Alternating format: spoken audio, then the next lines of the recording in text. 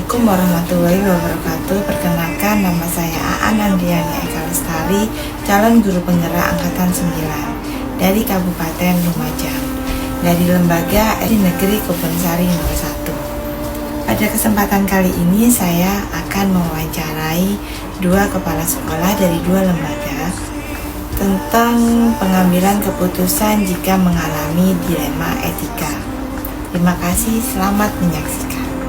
Assalamualaikum warahmatullahi wabarakatuh. Waalaikumsalam warahmatullahi wabarakatuh. Selamat pagi Bu Novi. Pagi Bu Aan. Hari ini. Alhamdulillah sehat. Panjenengan Bu Aan bagaimana kabarnya? Alhamdulillah sehat. Saya hadir ketemu sama Bu Novi. Kira-kira ada kepentingan apa Bu Aan mengundang saya dalam diskusi kali ini? Ngapunten Bu Novi, sebelumnya saya sudah merepotkan atau mengganggu jenengan. Saya dapat tugas dari pendidikan guru penggerak. Di sini saya ada kepentingan untuk mewawancarai beberapa kepala sekolah terkait praktik pengambilan keputusan berbasis nilai-nilai kebajikan. Boleh saya mengajukan pertanyaan untuk Bu Novi? Monggo Bu Aan. Mengganggu sedikit Ya, Bu, enggak saya apa-apa. ingin berbagi pengalaman dengan Bu Novi. Pengalaman Bu Novi selama ini sebagai kepala sekolah. Selama Ibu menjadi kepala di SD Mundur 1, adakah masalah yang pernah Ibu hadapi sebagai pemimpin? Di mana masalah itu menimbulkan dilema dalam penyelesaiannya? Jika ada, bagaimana cara Ibu menyelesaikan masalah tersebut? Saya di SD Mundur 1 itu kan Bu Aan diangkat mulai bulan Juli ya, akhir bulan Juli sampai sekarang ini sudah beberapa kali ada kasus dari bullying dengan murid, dengan wali murid, dengan guru. Tentunya ada beberapa kasus yang menurut saya itu dilema etika Bu. Iya seperti itu. Beberapa bulan kemarin itu Bu Aan, saya cerita sedikit ya, saya juga ya menurut saya itu kasusnya itu dilema etika Bu, karena saya mengalami dilema. Karena apa? Pada saat saya ingin menilai perilaku guru di kinerja saya itu, saya dilema gini Bu. Ada salah satu guru di sekolah saya itu sifatnya itu mempunyai kebaikan, sebenarnya itu loyalitas kepada pimpinan baik. Jika saya minta tolong, beliaunya itu sering ringan tangan lah, tidak pernah membantah. Tetapi pada saat beliaunya itu tidak hadir di sekolah karena beliau sakit izin, saya masuk di kelasnya Bu. Ternyata anak-anak bilang gini ke saya, Bu, saya tidak mau diajar sama Bu Dian. Bu Dian itu sering marah-marah kepada saya, seperti itu banyak sekali. Kemudian laporan ke saya. Kemudian saat saya mengisi kinerja tentang perilaku guru, saya itu dilema. Ini saya beri nilai tidak baik, ya nanti beliaunya bagaimana? Kalau saya kasih nilai baik, ini ada perilaku yang perbaiki, itu menurut saya kasus yang dilema etika Quran. Mau dinilai jelek itu bagaimana ya nanti dinilai kinerjanya bisa menjatuhkan. Itu. Untuk itu saya ada lagi pertanyaan Bu. Selama ini bagaimana Ibu menjalankan keputusan pengambilan di sekolah Ibu, terutama pada kasus-kasus di mana ada dua kepentingan yang sama-sama benar dan sama-sama mengandung nilai kebajikan? Saya menjalankan keputusan itu Bu Aan, kita identifikasi dulu nggih Bu Aan, apakah kasus itu melanggar aturan yang sudah ditetapkan oleh pemerintah atau aturan yang ada di sekolah atau tidak. Setelah itu setelah kasus itu muncul harus kita selesaikan dan kita musyawarahkan dengan kalau itu kasus dengan guru harus kita rundingkan atau musyawarahkan dengan guru-guru. Kalau dengan anak-anak harus kita selesaikan dengan wali murid atau komite, seperti itu Pak. Seperti itu. Berarti dilihat kasusnya dulu. Untuk pertanyaan selanjutnya Bu, langkah-langkah atau prosedur seperti apa yang biasa Ibu lakukan selama ini? Langkah-langkah yang saya lakukan jika kasus itu terjadi seperti yang saya katakan tadi Bu Aan, saya pada saat melakukan penilaian di kinerja ya Bu Aan, Langkah-langkahnya yang pertama saya identifikasi dulu Bu Aan, apakah itu mengandung melanggar aturan atau tidak ya. Kalau kita melanggar aturan misalnya tentang kedisiplinan, maka harus kan kita punya si perlu ya Bu Aan di absen itu kan kita bisa terbaca di situ. Maka harus kita kita selesaikan, kita panggil atau kita rapatkan dengan beliaunya. Setelah kita mengidentifikasinya, yang kedua itu kita segera menyelesaikan dan dilakukan dengan musyawarah dengan dewan guru atau wali murid dan komite. Dan yang ketiga itu kalau jika terjadi kasus itu dengan guru, biasanya saya menggunakan teknik kucing buahan seperti kemarin saya kepada Budi ya, karena beliau sering tidak bisa menahan emosi ya, kemudian saya gunakan teknik kucing. Apa sih kok sering marah-marah seperti itu? Ternyata dengan teknik kucing itu bisa memiliki beliaunya bisa berubah lebih baik lagi seperti itu Pak. Di dalam hal ini kita harus bisa memilah mana yang perlu diselesaikan segera atau perlu dirapatkan dulu. Terus untuk hal-hal apa saja yang selama ini Ibu anggap efektif dalam pengambilan keputusan pada kasus-kasus dilema etika? Hal-hal yang paling efektif menurut saya ya Bu Aan, kalau kasus ini sudah terjadi ya harus kita selesaikan waktu itu juga, itu yang paling efektif. Dan gunakan musyawarah itu menurut saya itu hal yang paling efektif karena dengan musyawarah berkumpul dengan teman-teman, tidak harus dengan rapat resmi gitu kita bisa ngobrol dengan santai seperti itu kan bisa mencari solusi. Menurut saya seperti itu, dengan musyawarah, dengan pendapat dari teman-teman itu akan lebih efektif, lebih cepat terselesaikan masalah tersebut. Kalau kita itu kalau kita pendapat kita saja mungkin belum tentu baik bagi yang lainnya ya. Paling tidak kita harus mendengarkan pendapat dari teman-teman yang lain, second opinion gitu ya.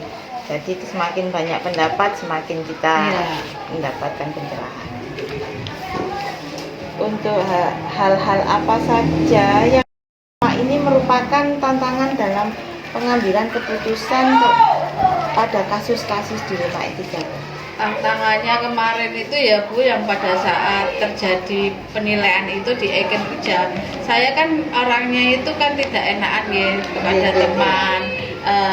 Kalau saya beri nilai ini kasihan, saya beri nilai bagus tapi beliaunya tidak bisa menahan emosi, seperti itu ya, bertentangan kan.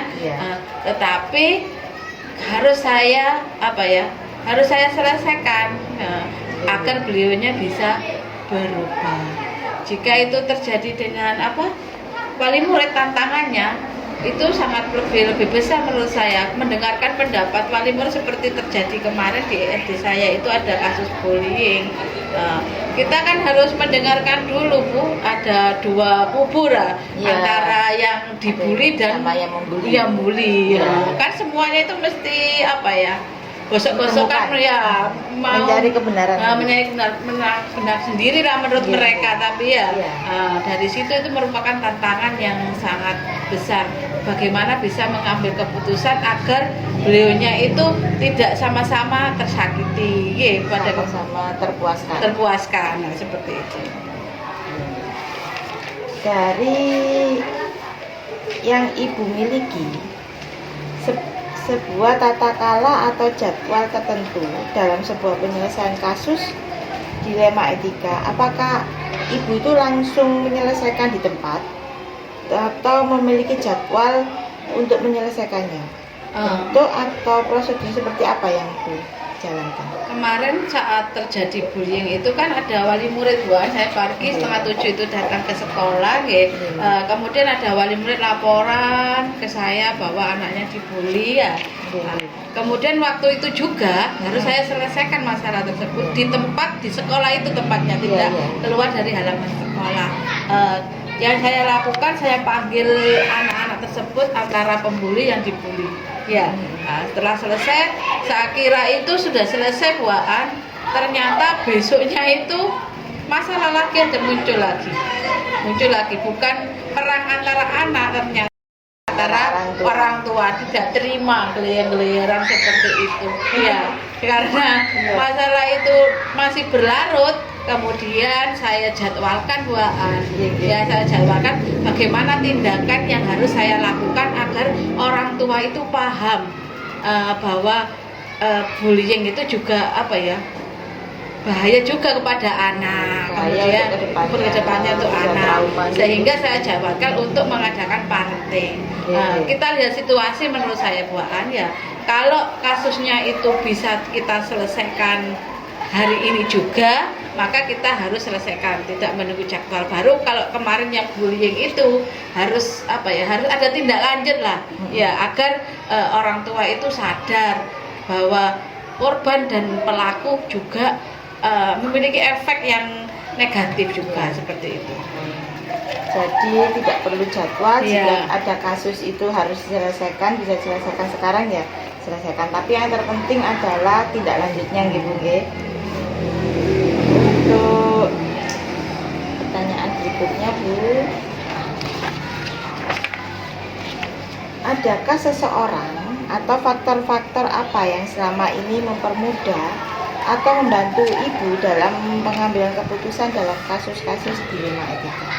Yang membantu saya tentunya pertama itu semua guru ya Bu, karena masalah itu sudah terjadi, kemudian saya ngomong pada teman-teman bahwa ada bullying di sekolah ini, kemudian saya rapatan bagaimana, kemudian saya meminta saran kepada teman-teman bagaimana tindak lanjut ke depannya agar masalah ini segera diselesaikan. Selain teman-teman, kemarin saya juga mengundang mengundang Pak Babinsa gitu, untuk menyelesaikan sebagai partner kerja gitu.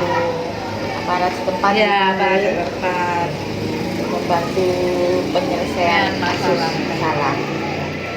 Untuk yang terakhir Bu, dari semua hal yang telah disampaikan, pembelajaran apa yang dapat Ibu petik dari pengalaman Ibu mengambil keputusan dalam dilema etika? Yang menurut saya yang hal utama yang dapat saya pelajari dari beberapa kasus yaitu buaan, kita harus mengesampingkan ego. Kadang kita kan maunya sendiri ya buaan, misalnya kalau ini menurut saya ini benar keputusan yang sudah saya ambil seperti itu, ternyata itu belum tentu itu benar. Kita harus bisa mendengarkan beberapa atau saran dari teman-teman agar mau membantu kita menyelesaikan masalah. Kita tidak boleh egois dalam menyelesaikan masalah, harus mendengarkan pendapat dari orang lain. Itu Pak. Jadi semua pendapat ditampung, kita ambil yang baik dan suara yang terbanyak itu yang sekian Bu Novi, terima kasih atas berbagi pengalamannya dan membantu saya dalam menyelesaikan tugas ini. Semoga Bu Aan sukses dan lulus dengan lancar ya. Amin. Terima kasih Bu Novi. Wassalamualaikum warahmatullahi wabarakatuh. Waalaikumsalam warahmatullahi wabarakatuh. Assalamualaikum warahmatullahi wabarakatuh. Waalaikumsalam warahmatullahi wabarakatuh. Selamat siang Bu. Selamat siang Bu Aan. Ngapunten saya mengganggu waktunya. Hari ini saya ingin mengajukan beberapa pertanyaan Bu terkait dengan tugas saya sebagai calon guru penggerak pendidikan. Itu ada tugas mewawancarai beberapa kepala sekolah. Jadi salah satunya dengan saya akan mengajukan pertanyaan terkait pada pengambilan keputusan berdasarkan dilema etika atau kebujukan moral diambil dari nilai-nilai kebajikan. Nah, ini saya ada beberapa pertanyaan Bu. Selama ini bagaimana Ibu dapat mengidentifikasi kasus-kasus yang merupakan dilema etika atau bujukan moral? Dalam mengidentifikasi kasus-kasus yang muncul itu saya awalnya memang harus mengecek dulu Bu, apakah hal tersebut sudah sesuai dengan peraturan yang berlaku atau tidak. Apabila ternyata sesuai dengan peraturan, maka hal tersebut merupakan hal yang salah. Apabila ada pertentangan antara hal salah dan benar, berarti kasus ini merupakan bujukan moral. jika hal-hal yang dipertentangkan itu adalah hal benar melawan hal benar, juga berarti ini masuk dilema etika. Setelah itu saya akan melakukan klarifikasi atau konfirmasi dengan pihak-pihak yang teridentifikasi untuk dimintai keterangan dan pendapat.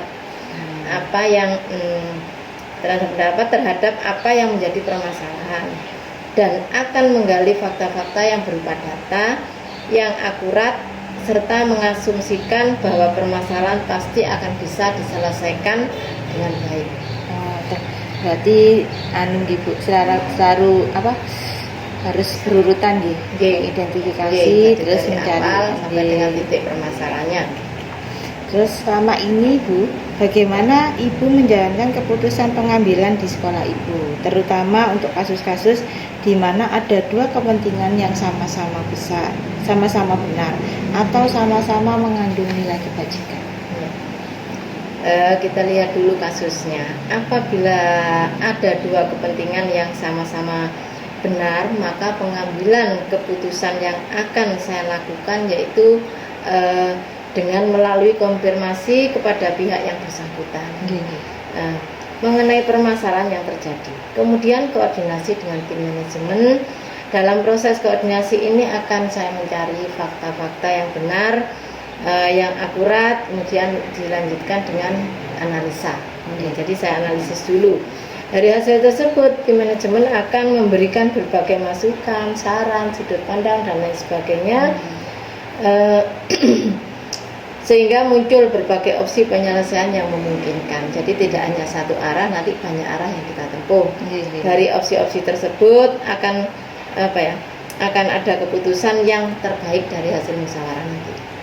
Itu berarti memiliki tim khusus nih Bu. Terus lalu langkah-langkah atau prosedur seperti apa ya Bu yang biasanya Anda lakukan selama ini? Kalau langkah selama ini yang saya lakukan, ini dalam pengambilan keputusan itu saya melakukan beberapa tahap proses pengambilan keputusan. Untuk yang pertama saya akan mengecek dulu apakah keputusan ini sejalan dengan peraturan atau tidak. Nah, setelah itu jika sudah sesuai peraturan, maka keputusan itu akan langsung saya jalankan.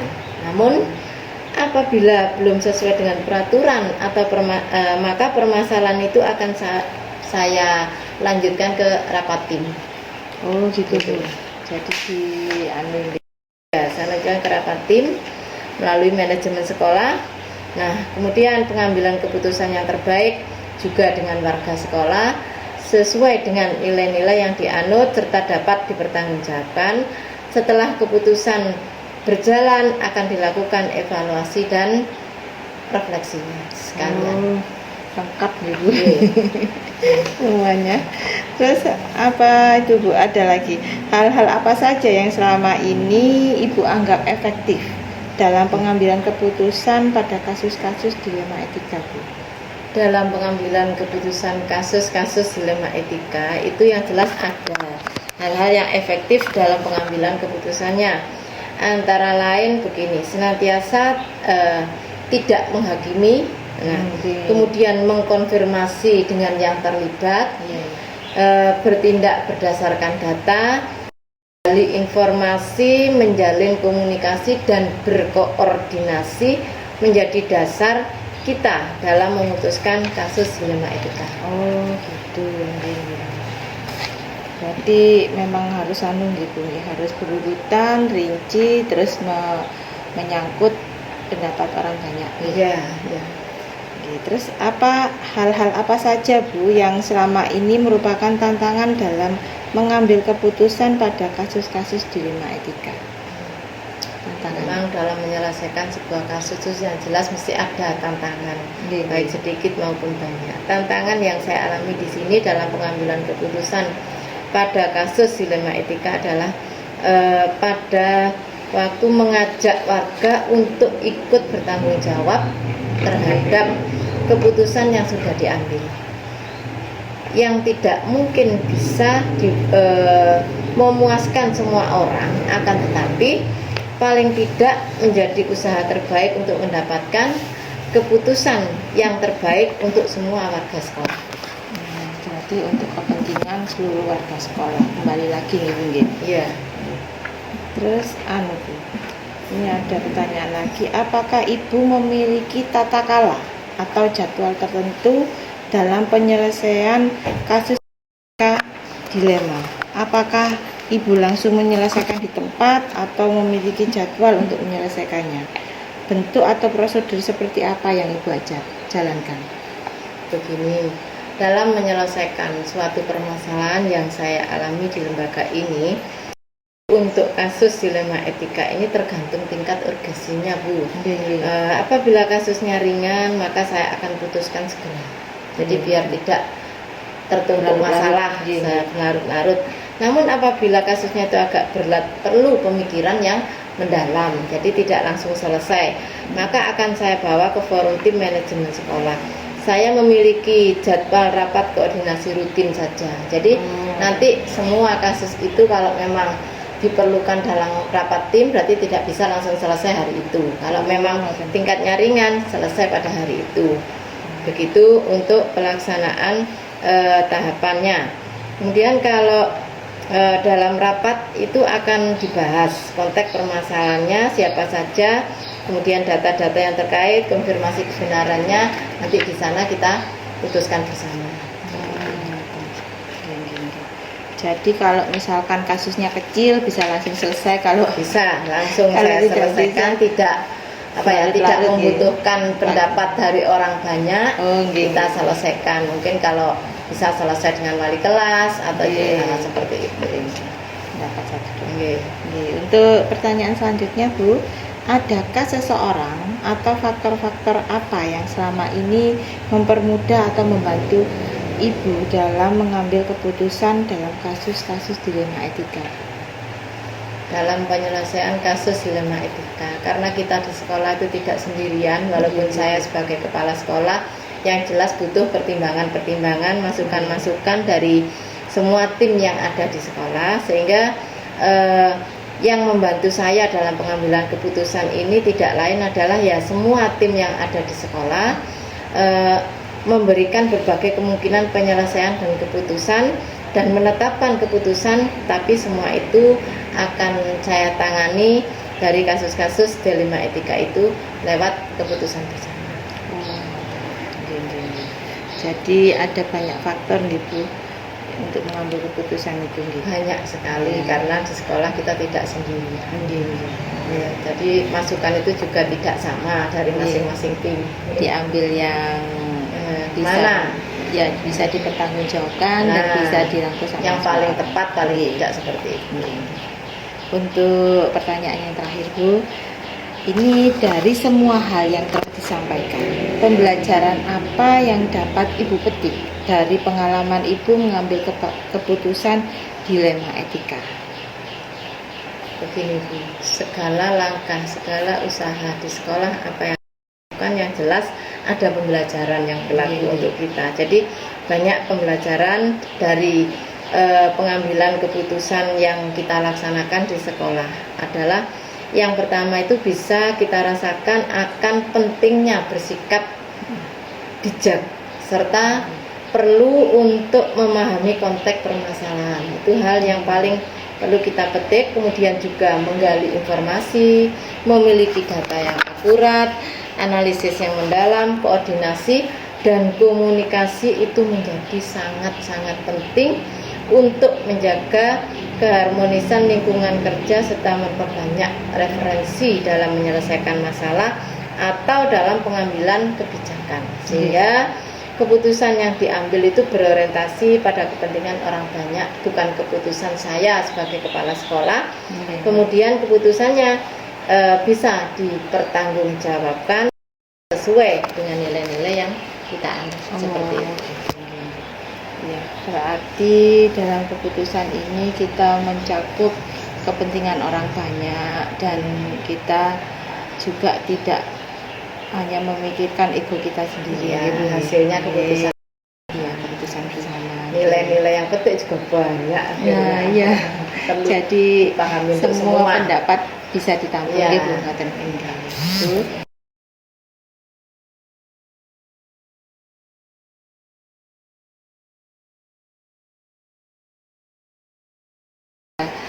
dilema etika kali ini. Sama-sama. Terima kasih Bu Iya. untuk waktunya. Iya. Assalamualaikum warahmatullahi wabarakatuh. Waalaikumsalam warahmatullahi wabarakatuh.